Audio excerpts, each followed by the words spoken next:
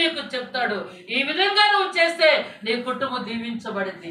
ఒకవేళ ఆయన చెప్పిన కార్యం జరగలేదా, అది లేట్ అయితే చూడు, నీకు ఒక మధురమైనటువంటి కార్యం ఒకటి జరిగిద్దాం.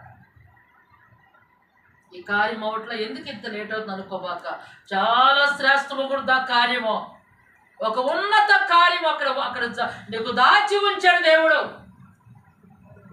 అడగగానే కార్యాలయంలో చాలా డల్ అయిపోతాం. అలా ఉండకూడదు.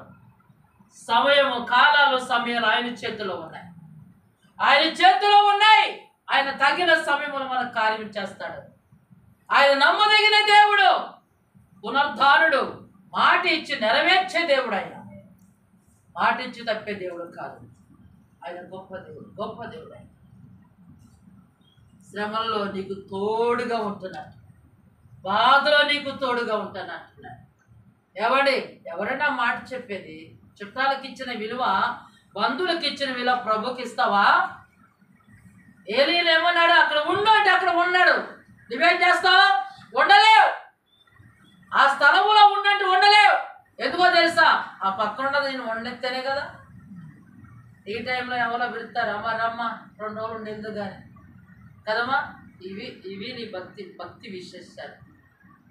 ఇవి నీ భక్తి విశేషాలు. దేవునికి మహిమ కలుగునుగాక. ఆయన కొరకు నువ్వు నిలబడి ఉంటే నీ కొరకు ఆయన నిలబడతాడు.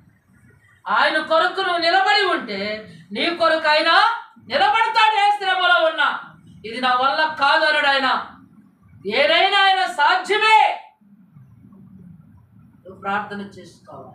నువ్వు ప్రార్థన చేయాలి. నువ్వు ప్రభు నానుకున్నావు అనుకో, ఆయనలో ఇమిడిపోయావనుకో, నీలో ఆయన ఇమిడి ఉంటాడు. అప్పుడు నీ హృదయ వాంఛలను ఆయన తీరుస్తాడు.